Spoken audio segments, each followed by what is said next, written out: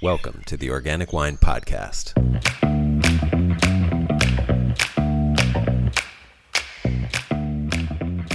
Hello, this is Adam Huss coming to you from Los Angeles, California. Thanks so much for listening. As we reach the end of the year, 2021 in this case, I wanted to bring you something a little different, maybe a little more foundational, and perhaps even mind-expanding. By looking at wine from a different perspective, I think we can gain a greater appreciation and understanding of it, and also get some inspiration about how we could think completely differently about it, and how that might make it something less exclusive, more sustainable, and more fun. My guest for this episode is Sandor Katz. Sandor is the author of the books Wild Fermentation, as well as The Art of Fermentation, which could be considered the fermentation Bible, and for which he received a James Beard Award. And his most recent book is Fermentation Journeys. Please check them out. The information Sandor gives in this episode could change not only the way you think, but also the way you eat and drink. I've actually been inspired to incorporate new ideas and ingredients in my winemaking and food making because of this conversation. Sandor explains how the context of human life, and all life, is biodiversity. The human body is host to over 1 trillion bacteria and countless other microorganisms. Rather than eliminate this microbiome, we need this community to be robust to maintain our health. Fermentation, in the context of a global pandemic, is a profound shift in thinking, away from sterility and toward diversity and resilience. And fermentation is a natural result of the abundance of life. Fermentation explodes categories and defies labels. It prevents waste and reuses byproducts. Sandor's mission is to revive our connection to these ancient processes. And after this conversation, I hope you feel as reconnected as I did. Happy New Year. Enjoy. One note, unfortunately, something happened in the recording and my audio was not picked up by my microphone, but was picked up by my laptop microphone. So I sound terrible throughout. I tried everything I could to make it as best as possible, but it's terrible. I'm just being frank. So I've turned down the volume a bit on my audio, and there's so much great information that Sandor gives that I think the terribleness of the audio is beside the point, but heads up. Sandor, welcome. Thank you very much for joining me. Well, thank you so much for having me, Adam. It's a real pleasure to talk to you. I learned about you from the gentleman down at the border who said he did a little workshop where you came down, Mr. Naban, Gary Naban, who is studying fermentation, indigenous fermentation beverages in the Southwest in Mexico, and your name came up, and just in exploring about you, I was shocked I hadn't heard about you sooner, and immediately immersed myself in all of your ideas and started, my own little local fermentation with your ideas. And it's been a pleasure getting to know you through book, and I'm really excited to get to know you, now, today. All right. Well, it's a pleasure. It's a pleasure to meet you too. And I've been a huge fan of Gary's work, since long before we met each other. And he's been a huge supporter of my work and has had me down there teaching workshops. And I'm so glad that he steered you to my work, and such a pleasure to be talking. Well, and so you're a little unusual as a guest. I'll just put it out there, and not because of your being an unusual person, although I'm sure you are in a good way. But you're not necessarily a wine person, is that right? I mean, not that you don't love wine or whatever, but that's not the kind of fermentation that you are an expert in. Right. Well, I mean, I am really a fermentation generalist, and I've written several books: Wild Fermentation, The Art of Fermentation, and just recently, Fermentation Journeys, that are broad how-to manuals of fermentation. And so, it's not that I, have no idea about wine. I mean, certainly I have been part of grape harvests and winemaking, and, I know a little bit about winemaking. And certainly I do at home a fair bit of what would be called country winemaking. What qualifies as country? Yeah, go ahead. Well, so I mean, country wine would be so I mean, wine, as you well know, would be typically grapes pressed, and it's the fermentation of the juice pressed out of the grapes. But there, in English speaking lands, there's a phenomenon called country wines, where people make wines from all kinds of other fruits. So some classic examples might be blackberry wine, blueberry wine, raspberry wine. But I mean, basically, you can make a sugar water solution and infuse nearly any fruit or herbal flavoring in it and ferment it into alcohol, and that would be a country wine. And not only fruit flavors. I mean, my God, I've had tomato wine, jalapeno wine, onion wine, garlic wine. I mean, any kind of vegetable you can make into a wine. But basically what you're doing is you're infusing the flavor of the fruit, the vegetable, the herb into a sugar water solution and fermenting that. And have you encountered any of those that were really sublime, like anything that really sticks in your head or something that you make regularly because it's so good? Oh yeah, sure. No, I mean I make blueberry wine every year.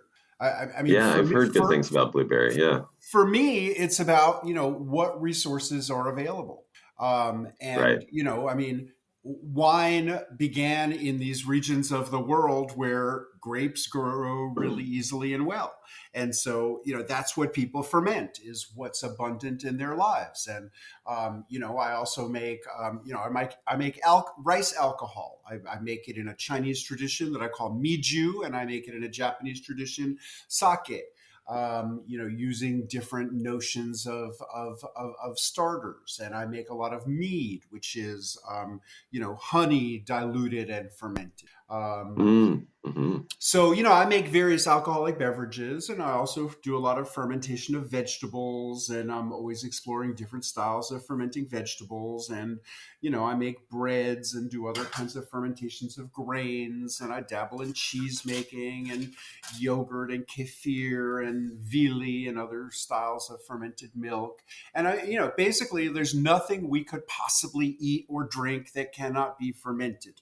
And fermentation traditions are really widespread around the world. And I mean, I like wine fine.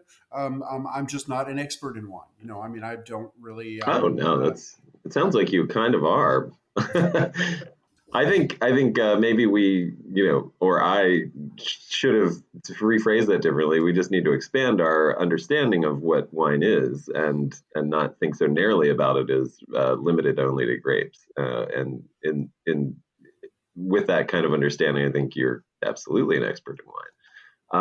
And honestly, I think that's a big part of what I, like wanted to bring you on for, was to help expand our understanding and definitions so it's not so narrow, and to think about fermentation as a bigger idea that isn't, the sole propriety of any one beverage or anything like that, Yeah, well, I or mean, substance.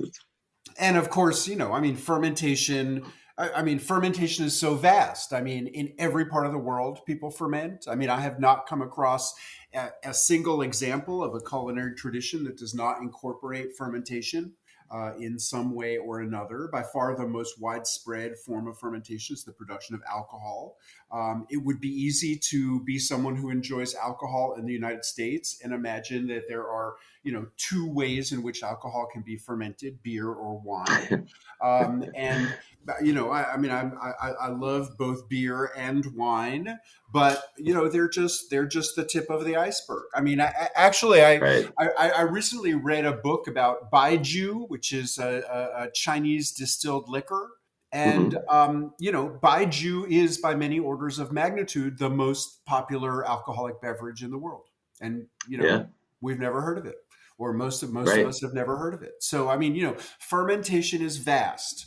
And it's an integral part of human cultural experience everywhere in the world. And wine is a manifestation, or rather, a number of manifestations of it. But there are many others. Right. Now, you mentioned a couple of these things that you're doing with rice, etc. I'm guessing those are recipes in in one of your books, at least. Is that correct? Yeah, sure. I mean, Okay. so especially my latest book, Fermentation Journeys, which is really about foods and beverages that I've learned about in my travels, mostly in recent years, teaching about fermentation. And so there's a recipe for miju, which is the sort of Chinese fermented beverage made from sticky rice, and also for a Mm. very old, traditional, simple style of sake called the Bodai Moto method. Yeah, okay. And I know that local is a big part of the fermentation world that you are promoting and like to be part of. Are you getting rice there in Tennessee? Well, I mean, I would say that local is part of, I mean, every fermentation tradition everywhere. Right. And it's like, okay, what do you ferment? Like, I mean, maybe the modern wine industry would be an example of, okay, the thing you want to ferment, you go to great lengths to grow everywhere, grapes. But in general, people's, the focus of fermentation is, what is our abundant resource? What are we growing more of than we know what to do with? And, in some places that might be grapes, in some places that might be apples, in some places that might be soybeans, in some places that might be cabbages, in some places that might be wheat, in some places that might be barley. But that's what people ferment, is what's abundant in their lives. They're not, nobody's fermenting the thing that is the most precious. Right. That they guard because there's such a limited supply of it. Like, people are fermenting what's abundant in their lives, and so I'm a generalist. I'm learning about all these fermentation processes, and so sure, I mean, I definitely ferment what's abundant in my life. Like, I have fermenting radishes, I have fermenting chestnuts. I have fermenting blueberries. I have fermenting turmeric. But I also experiment with things that are not growing around here, and like to learn different processes. So no, I do not have a local source of rice. Further southeast than here, people are definitely growing rice, but Okay. Yeah. I'm mostly just going to the Asian market and buying rice that's commercially. I'm Got it. not a. Okay. No, I mean, my orientation is localism, but I am by no means a purist. yeah. No, and oh God, there's so many things I would love to bring up and talk about in what you just said, all of those concepts. But I love the idea of fermentation is in a lot of ways a result of abundance. Like, it's a sign of abundance when things are fermenting. And I think I've heard you say, as I was sort of researching, that was in a way one of the things that led you to being the fermentation guru that you are, is the abundance of the garden that you were growing and what to do with all the stuff. And I love this concept of, like, nature's abundance led you into this thing. Can you talk a little bit about that? Well, Am, sure. am I right in bringing Yeah, that yeah, up? no, Is no, that no, is that absolutely, okay? absolutely. Like, the garden led me into fermentation, um, Yeah, but through an indirect route. So I yeah. mean, What is your story? as a kid growing up in New York City, I loved pickles. I wasn't thinking about I wasn't learning how to make pickles. I wasn't thinking about how pickles were made. I just loved pickles, and I had a little reputation in my family. And the pickles would always disappear from the jar quickly. Once they were in the fridge, and I was drawn to the flavor of pickles. And the pickles that we were eating, I'm the grandson of immigrants from what's now Belarus, and we grew up eating, New York deli pickles, what we called sour pickles, where there's no vinegar added. It's cucumbers in a saltwater brine. And I mean, I didn't know about how they were made. I didn't know that there was no vinegar added, but it's a very distinctive flavor that I noticed as a kid was different from the flavor of other pickles that I would sometimes encounter, which I now understand are vinegar pickles. But I was really drawn to this flavor of lactic acid. Then for a couple of years in my mid-20s, I was following a macrobiotic diet, and macrobiotics places an emphasis on the digestive benefit of pickles and other live ferments. And I started noticing that these pickles that I'd been eating my entire life, that whenever I would eat them, I could feel the salivary glands under my tongue squirting out saliva.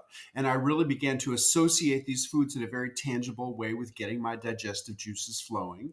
And I really started seeking out pickles and sauerkraut and other live ferments, really as a health practice.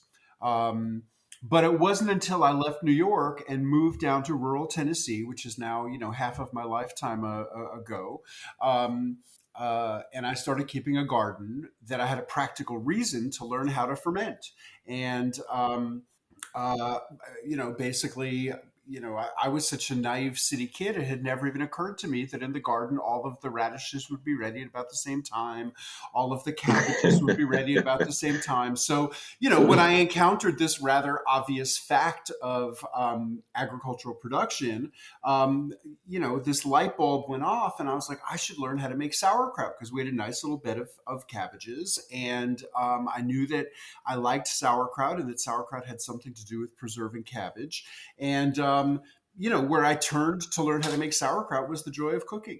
And, it was very straightforward, chop vegetables, salt them, pound them or squeeze them to get them juicy and pack them into a jar and wait. And I couldn't believe how simple it was and how delicious the kraut that I made was. And it just made me want to start experimenting and playing around with mixing in other vegetables, varying the level of salt and the amount of time. And, then I learned about country wines and made a sourdough starter. And, I just went down the rabbit hole of fermentation.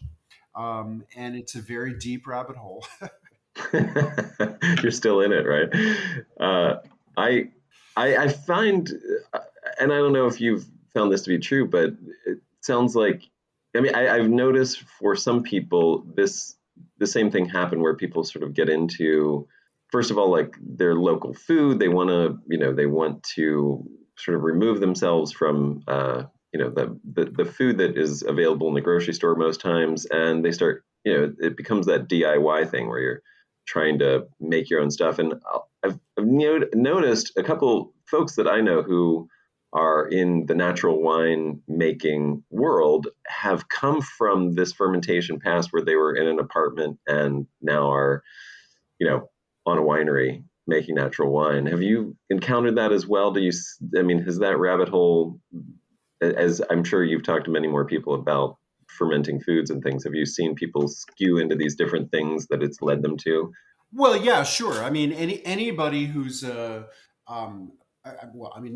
everybody, who's a fermentation professional, but like anyone who decides to become a fermentation professional has to specialize in some way.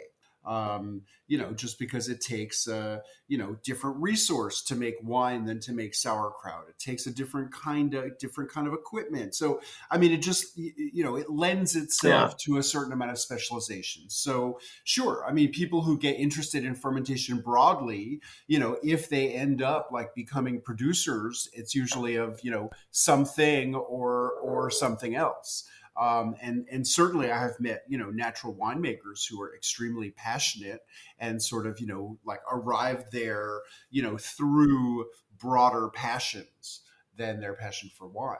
I actually in Australia last year, I spent some time. Oh, I'm not going to remember the name of the farm. This guy Anton, who has a beautiful biodynamic farm and is a farm maker and a winemaker in South Australia. But I mean, he was all about his diversified farm and biodynamics, and the winemaking was almost like an outgrowth of the farm organism that he was thinking about in very like Rudolf Steiner biodynamic kinds of terms.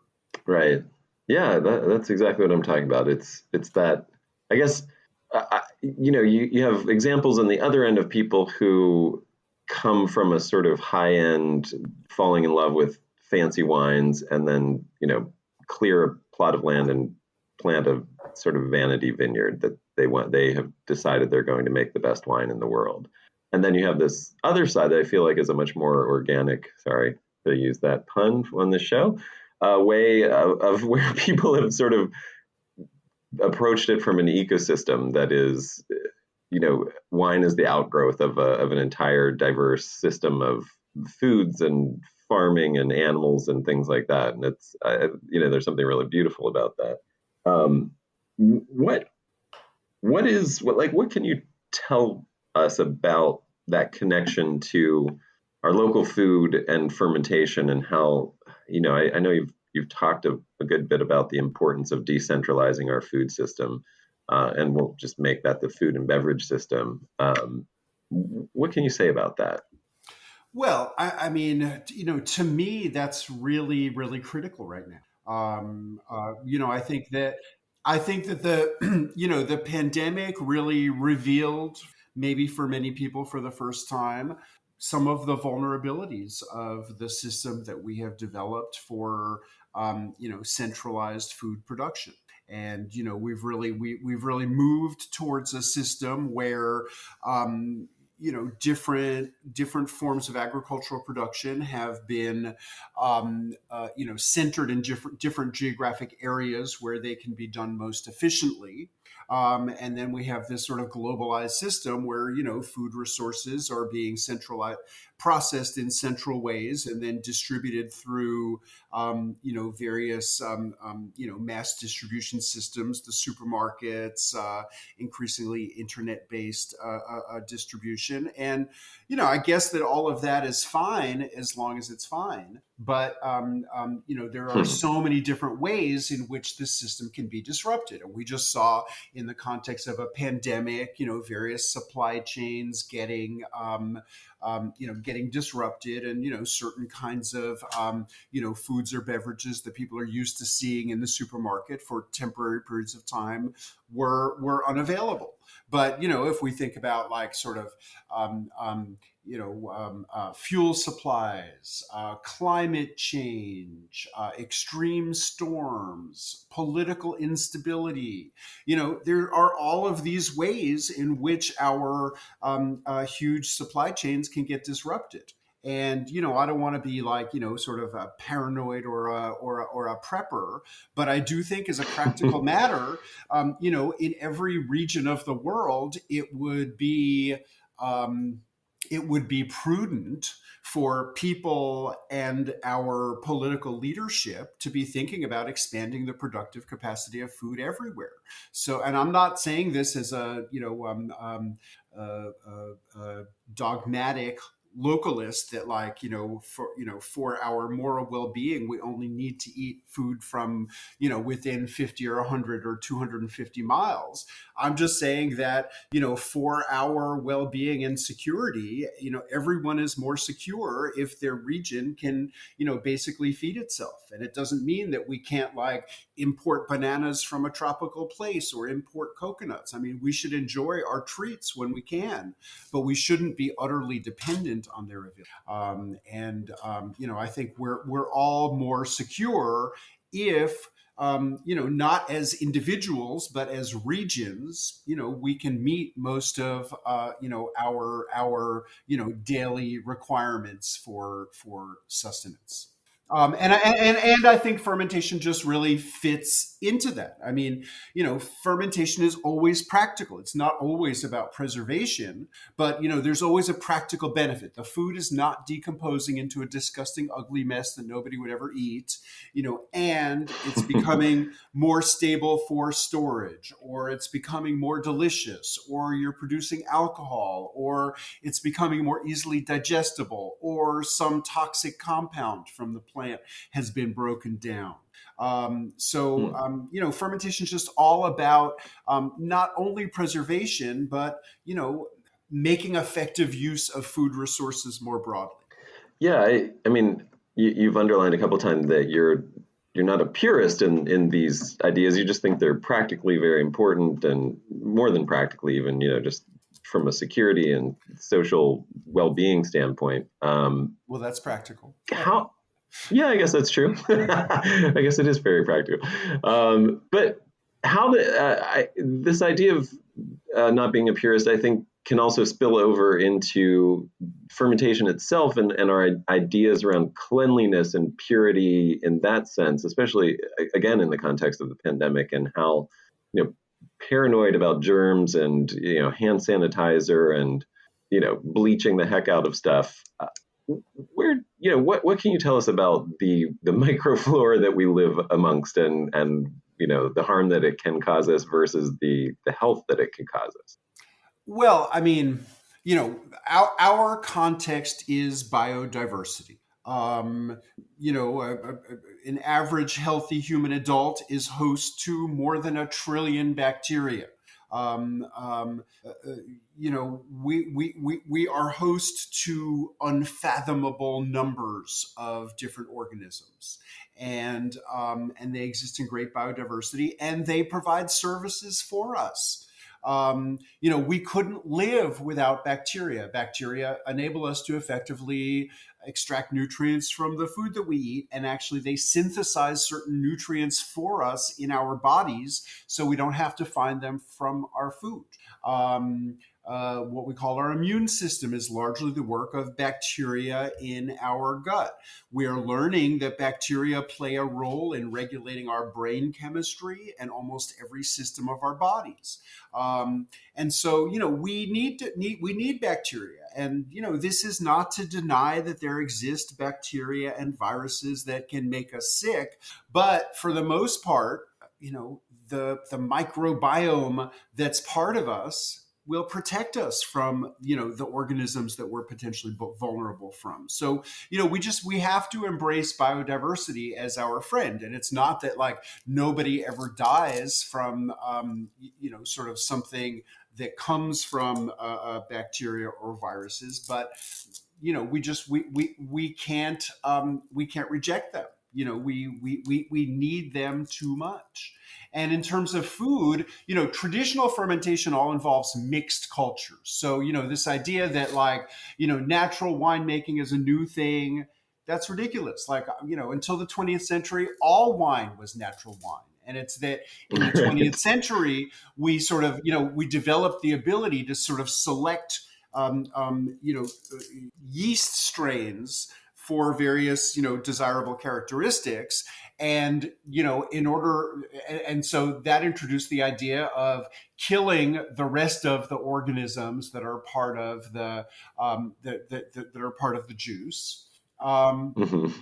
And also this idea that, okay, if we want to be sure that this singular organism is going to dominate, then we have to really use chemicals to kill any residue of any organisms that might be in the plastic tube or the vessel or the tools that we're using. And so we've developed this idea that like we can't do this without these sanitizing chemicals. And I mean, sure. I mean, in the context of like, small scale home brewing and, trying to make wine with, using potassium metabisulfite tablets to kill all the organisms, and, sort of seed it with selected organisms, that could make sense. But for any kind of traditional mixed culture fermentation, there's no need to do that. And in fact, I mean, I would argue that, using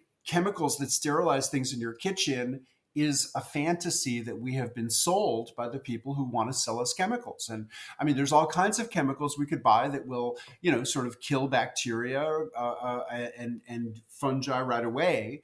But then we're going to rinse them with our non-sterile water and handle them with our non-sterile hands and put them in our non-sterile dish racks. And, it's like our homes are not a sterile environment. There are, bacteria and yeast and other kinds of organisms, floating around in the dust in our air.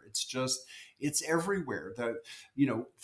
The world in which we live is a microbial matrix, and, all life is descended from bacteria. And no multicellular form of life has ever lived without bacteria. And it's just, that's just our context. And traditional fermentation has always worked with this.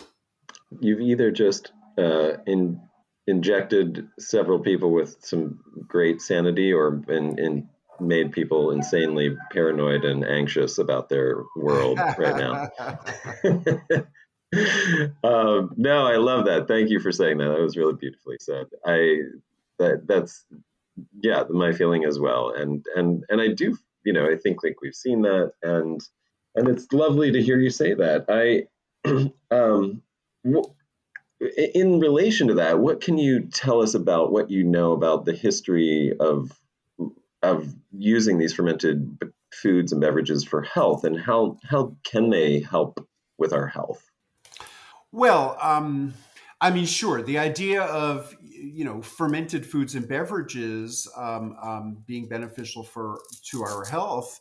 I mean, it's ancient in different traditions, and I would say that it's probably as old as the idea that food is beneficial to our health or can be beneficial Yeah, to our health. And in so many traditions, there's just sort of folklore about the healing potential of different foods. Including wine. I mean, there's sort of lots of ideas that moderate consumption of wine has certain benefits to our long-term health.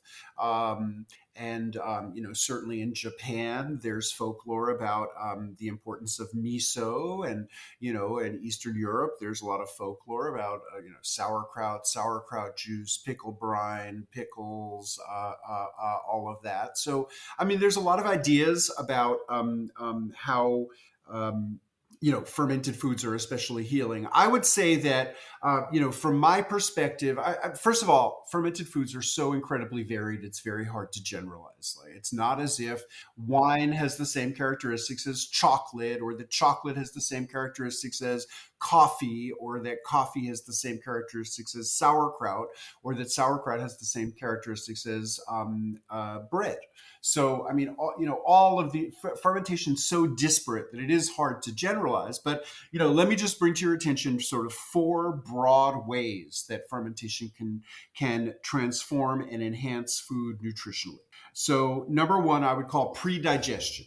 And this is the simple idea that while the food is fermenting, the fermentation organisms, the bacteria and or fungi, are breaking down nutrients generally into simpler, more elemental, more easily bioavailable forms. So I think that the most vivid example of this would probably be soybeans. The reason why the vegetarian subcultures of the West adopted soybeans as almost a singular replacement for meat and milk is that they're considered to be the plant food with the most concentrated protein. The problem is that our human digestive bodies can't on their own extract the protein out of the soybeans, which is why you don't really hear about people sitting down and eating a big bowl of soybeans for dinner the way they might with lentils or chickpeas or other kinds of legumes. But the Asian people who pioneered soy agriculture thousands of years ago recognized the indigestibility of soybeans and developed all of these ways to ferment soybeans, with the result of pre-digesting them. So basically, the proteins get broken down into amino acids, the building blocks of proteins, and thereby become much more accessible. Another example of this would be that minerals in grains generally are tied up in these chemical bonds called phytate bonds that our bodies can't break down. But fermentation, the bacteria of fermentation can break down these phytate bonds, and you can measure higher levels of iron and calcium and other dietary minerals in fermented grains than in grains that have been cooked without fermentation. So pre-digestion is really critically important, and in so many foods makes nutrients more bioavailable.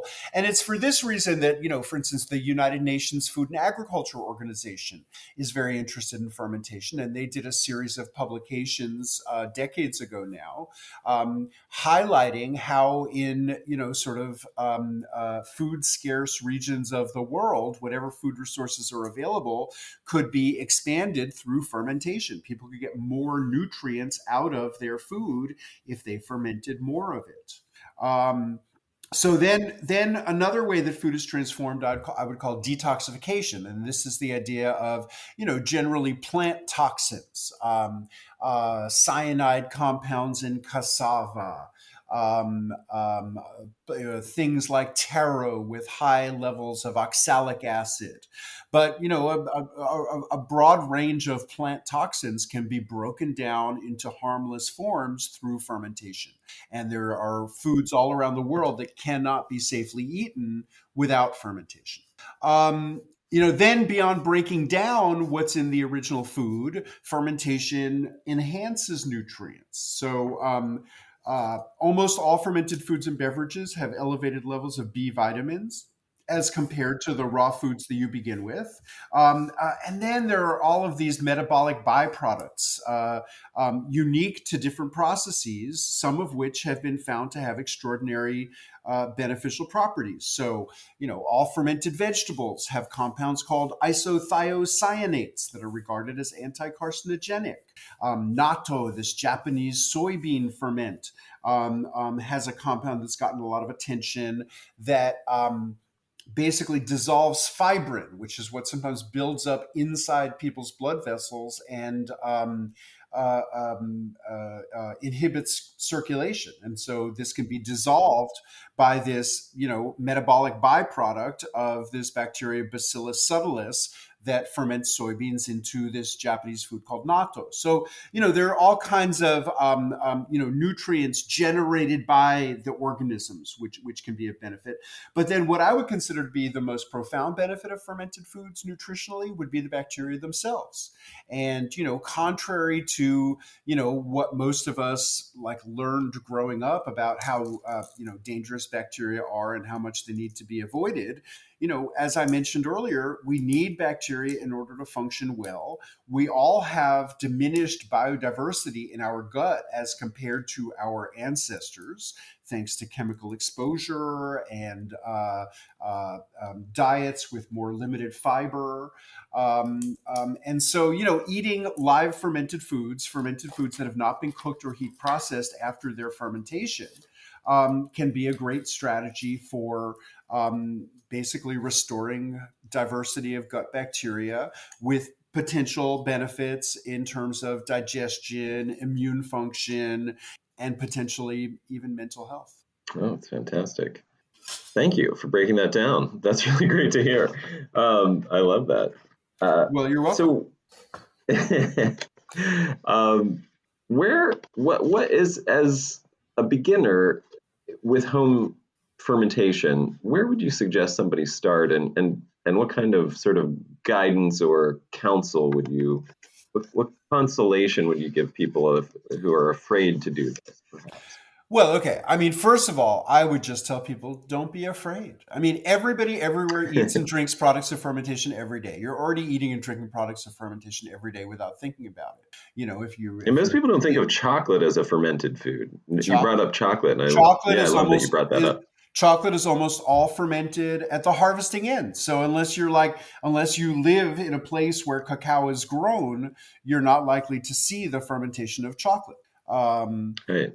So, I mean, it happened, the cacao fruits, the cacao produces these pods. And when you open up the pods, the seeds are each embedded in a juicy, delicious, fruity pulp. And so, the initial fermentation is really just allowing that pulp to break down.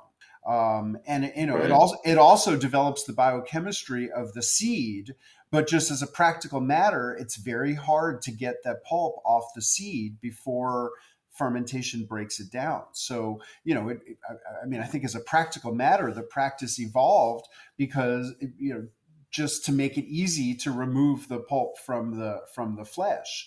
As it turns out, it also develops the flavor and the biochemistry. So it's pretty critical to the process. But it also just, makes separating out the seeds much, much easier. So, I mean, chocolate is fermented, coffee is fermented, bread and cheese are fermented, almost everything has vinegar in it. Vinegar is fermented. So fermentation is already part of people's lives and nobody's getting sick from it. But generally what I recommend as a first process would be fermenting vegetables, sauerkraut. Or there's many other styles to do it, but sauerkraut is just the most straightforward method, the dry salting method. Literally, all you do is shred vegetables, lightly salt them to taste, add other seasonings if you want, and then spend like 5 minutes, 3 minutes squeezing the vegetables or pounding the vegetables a little bit, breaking down cell walls, releasing juice. Once the vegetables are nice and juicy, then I just pack them into a jar. You already have a jar you could use sitting in your kitchen somewhere. A quart jar will take about 2 pounds of vegetables to fill. So, cabbage is classic, but you can play around with other vegetables for sure. And then, ferment them for 3 or 4 days, then taste it. Then press them down some more, leave them another 3 or 4 days. If you taste it at regular intervals, basically you'll begin to familiarize yourself with the spectrum of flavors that are possible because the acids accumulate over time, just as in winemaking, the alcohol accumulates over time. And, in all the winemaking regions of the world, there are, these like lovely light wine beverages that you drink after 2 weeks or something, where it's partially alcoholic but still sweet. And so same is true of sauerkraut. I mean, you can let it get super sour, or you can eat it after 5 days. Depending on your taste, the flavor will continue to acidify over time. Now, in terms of, one of the reasons why I like to recommend fermenting vegetables is, there's no need to obtain a starter. I mean, you could make kombucha, but you need to find a starter. You could learn to make koji, but you need to find a starter. Certain ferments require starters, that traditionally would have been, local botanical resources that would be used as sources of the organisms. But, today it's possible to buy all these pure culture starters, little, powders, analogous to purchasing yeast to make wine. But that's really that's really a departure from the history. But the other reason why I recommend sauerkraut as a starter is it is the safest food we know.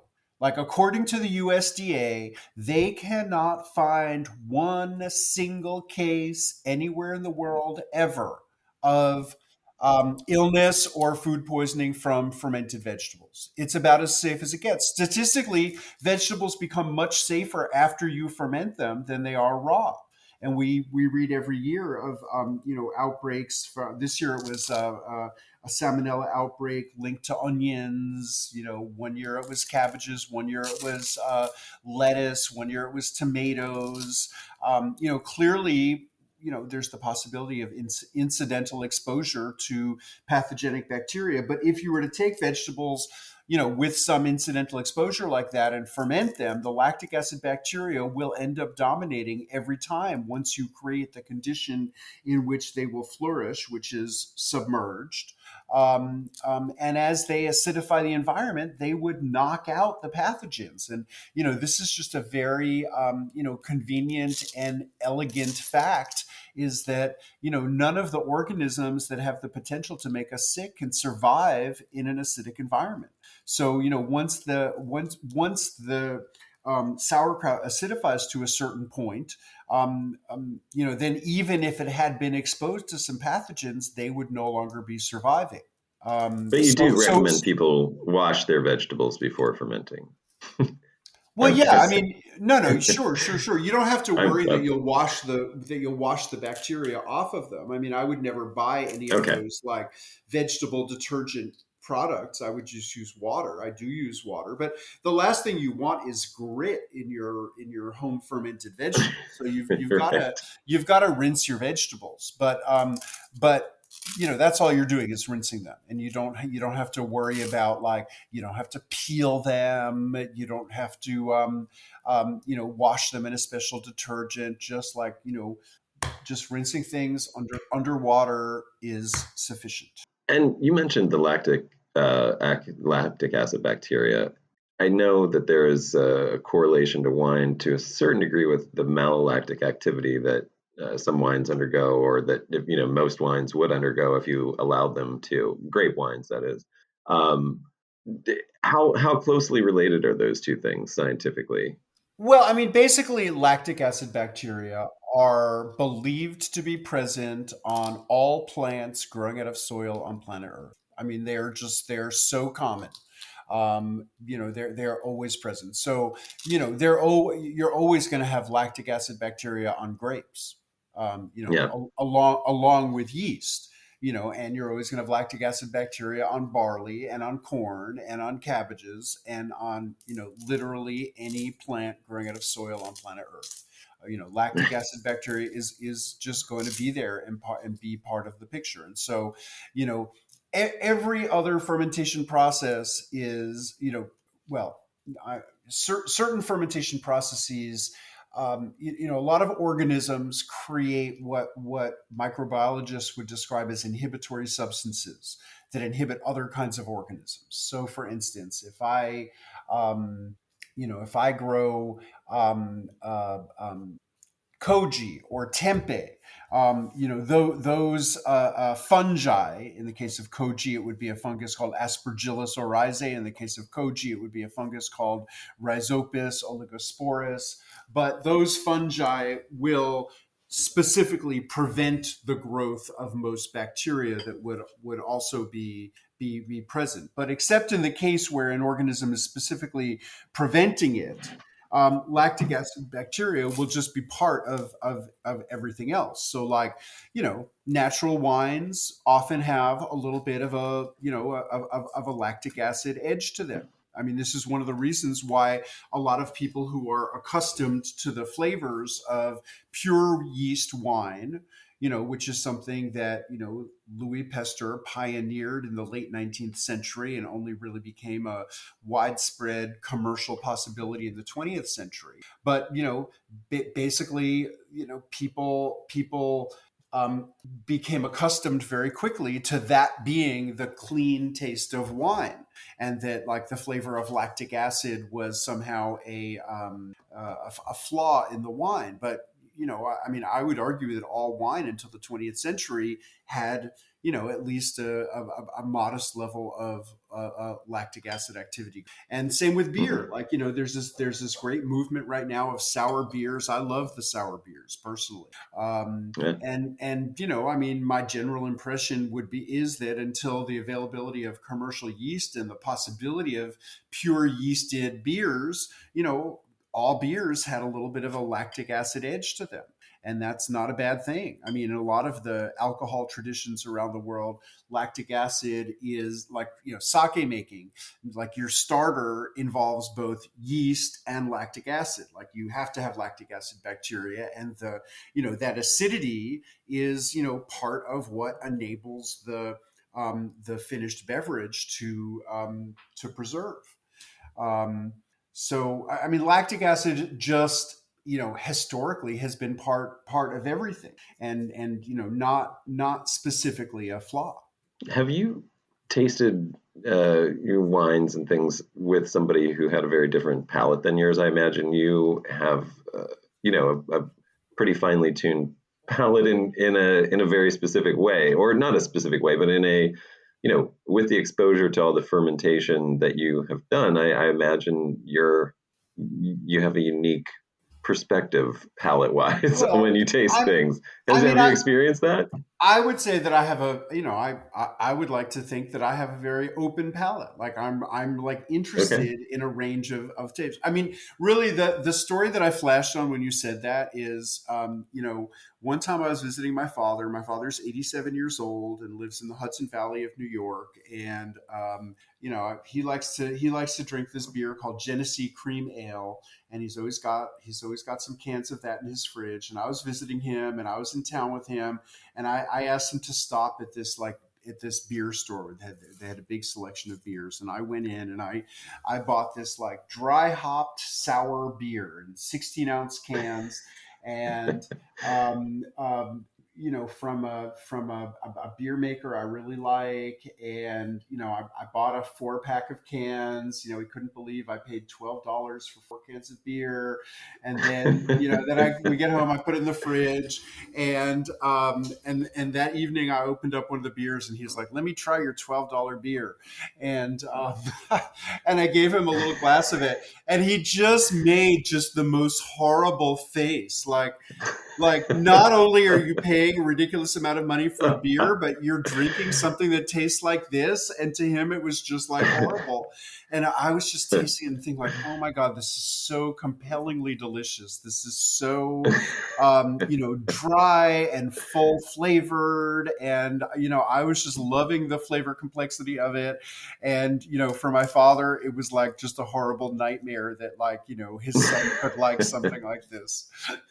and pay good money for it, for the torture.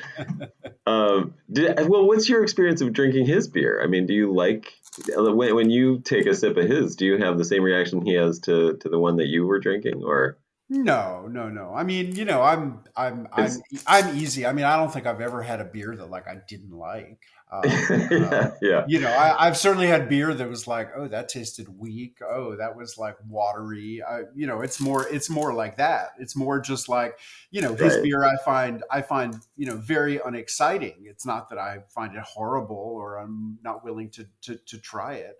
No, I mean, I am like so easy. Um, I mean, I don't mind, if I'm in a situation and, people are sitting around drinking Coors Light, I could drink Coors Light. I mean, I love really strong cheeses, but, if what's there is Velveeta, I don't care. I'm just not a snob about any of this. I absolutely have strong preferences, but, right. it's not that I sort of like, hate the stuff that, doesn't meet my strong preferences. I'm pretty okay with whatever. And do you find yourself at home, growing? I should phrase this. How is there a seasonality to fermentation? I mean, obviously there is based on what's growing, Hugely, hugely, but hugely, hugely. right. There's a seasonality to fermentation. And Absolutely. what's going on right now with you in your kitchen or home? Well, let's see. We're in mid-December. Well, Mid-December. okay. I mean, something that I might do today is so I have this huge vessel. I have this 200-liter vessel. It's actually made as a Whoa. wine. It's one of the like stainless steel variable capacity tanks that Okay, sure. Yeah. small wineries would use. And Yeah. I have it filled with daikon radishes and Napa cabbages. That you grew. Well, actually, they're from my friend's biodynamic farm, whose his farm is about Got an it. Okay. hour away from here. So Got it. I host a workshop every October, and part of the workshop is we go out to his farm and fill up a pickup truck with vegetables. And Yeah, then wow. my students help me process them. But just this afternoon, I was going to go open it up and see how they're tasting, see if they've gotten like a good level of acidity yet. So yeah, I mean, then October, November would be huge times here where I live when you would be sort of harvesting your fall brassica crops. And Mm. if you're going to put them up now, as it turns out, we've had a very mild early winter, and all this stuff is still popping in my garden. I mean, I've Oh, got beautiful radishes, beautiful greens. So I'm still eating a lot of this stuff fresh, but I also have a lot of that stuff fermenting. Then I have long term ferments. I mean, I have miso fermenting in my cellar. well, Um, okay. I have some kind of ongoing pickling projects, meaning in my new book, I have a couple of different concepts of these perpetual pickling mediums. So I have a jar of pao tsai, which is a Chinese style of fermenting vegetables in a like spiced brine that you maintain, and I've maintained this one for over a year now. But Oh, wow. I just put some fresh uh, um, radishes in it yesterday. And then I also have this turmeric mash where I made a paste out of turmeric, garlic, turnips, salt, and a little bit of water. And I made that over a year ago, and I just keep burying more vegetables in and pulling them out, and that's really, really delicious. I have sourdough. Right now, I'm trying to revive my rye sourdough that I haven't used in about a year. So mostly I use a wheat sourdough, but I have an all rye sourdough, and I love to in the wintertime to make all rye bread. So Mm. I'm trying to revive my starter, but it's a little sluggish. Yeah. Have And you, oh, sorry, I was going to ask the daikon and the cabbages that are in the giant thing. Would you do to those just a little salt and a I, mash or? all I did was add salt and, probably in the whole, 200 kilos, I probably have like 1 kilo of fresh chili peppers that I threw in whole. Oh, nice. Okay. And that's it. That's it. Just Just just time. just vegetables, salt, and chili peppers, and then by midwinter they'll get a really strong sour flavor. And Wow. also, I bury a lot of the radishes whole. I really love like fishing out the whole ones, and I feel like the whole ones just maintain such a nice crisp texture. And I love to like sort of show up at people's houses with that as like a you know a let's say someone invites me over for dinner. I love to show up with a just whole giant daikon to slice up that's already pickled. Wow. Yeah, that sounds incredible. Well, I love that I mean, I love putting wine in this bigger context that really is connected to everything that we consume. How Oh, would people get, oh, please go ahead. Go. well, then I was just gonna. I'm just noticing. I mean, I have blueberry wine that I made this summer. That's Mm. still some bubbles are coming out of it. I have some. Oh, wow. I have some turmeric mead. I have some marigold wine. I mean, flower wines. That's a whole other direction with really distinctive flavors and really very evocative colors. And then also, You're, I mean, we started by talking about Miju, and I have some bottles of Miju that I just um, uh, uh, completed before my most recent travels in the fridge, and those are delicious. And then one other thing is that when I make rice alcohol, there's always residue from it. In Japanese cuisine, they call it kasu. And I have pickles. You can make kasuzuke, which are vegetables pickled in the mm, residue of sake making, which are really amazing. And then I mm. use it. I use it in all kinds of things. I mean, I've made bread using that as the primary leavening. This morning, I Ooh. mixed some in with my scrambled eggs, and it's just got a beautiful, um, uh, almost cheesy kind of a flavor. Um, Oh, wow. that it lends to the eggs. So yeah, I mean, between the primary processes and finding innovative ways to use some of the byproducts of the processes, fermentation keeps me busy. It sounds like it. It sounds like a full-time thing. And it sounds, I mean, honestly, super inspiring. I think anybody listening to this from the wine world is probably just like taking notes of different ideas for new kinds of wines, and co-ferments and things like that. I mean, I am personally. It Well, just and I mean, anything local. Yeah. just talking about like the idea of using byproducts and also exploding categories. One of the things when I was in Italy a couple of years ago for this international slow food event, Terra Madre, and uh, in the vendors right outside the event, there were all of these like Italian microbrewers. And I felt like some of them, by incorporating, either wine lees at the end or skins from earlier in the process. But I felt like some of these beer brewers were kind of blurring the categories between beer Yeah. and wine, which we think of as hard categories, and that just made me super happy, and they Yeah. were delicious. These beverages that kind of crossed this categorical divide. In the world of fermentation, that makes me happy. I mean, nobody's really Yeah. invented any brand new fermented foods or beverages in hundreds or arguably thousands of years. But what we have a lot of going on right now is very exciting cross pollination between different Yeah. kinds of And processes. And so, it like seems like read it. the people who are making sake in Nashville, proper sake, they're collaborating with a beer maker, and they're using some of their koji in beer. So Yeah. I love this blurring of the traditional categories.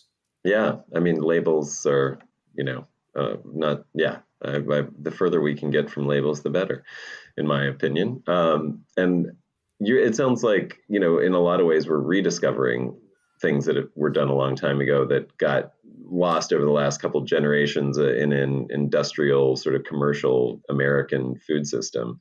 And we're like, oh, wait, there's this whole living culture, no pun intended again, of all of these foods that we can, just, geek out on and really enjoy and expand what we're experiencing both palate wise and health wise and in terms of being secure and sustainable in our local communities as well. Sounds, and again, sort of that reconnection to the abundance of nature and using and capitalizing on what is just exploding around you and making the most of it. I think it's fantastic. I mean, you call yourself a revivalist, right? A fermentation revivalist, or that's one of your potential Yeah, no, sure. titles. That's how I have been describing the work that I do because, well, I mean, as I've said a couple of times, fermentation is an integral part of how people everywhere make effective use of whatever kind of food resources are available to them, and just like procuring food itself, it's just been part of the practice that either people were part of or that they were witnessing around them. And we've really like sort of taken food production, including fermentation, and it's largely disappeared from our daily lives and our communities, and instead it's really focused, or largely centralized. And so when I call myself a fermentation revivalist, it's really the idea of reviving our connection to these ancient processes that have been and continue to be so important in our lives, and to not be afraid of them. It's not that I think that it's essential that everybody be fermenting for themselves in their own kitchen, but I think it's important that um, people not be intimidated by the idea of that anyone with the slightest interest in engaging in fermentation, be able to feel empowered to do so. And I think that, because of the war on bacteria that we grew up in the midst of, it's easy for people to be intimidated and for people to imagine like, oh, that might be potentially dangerous.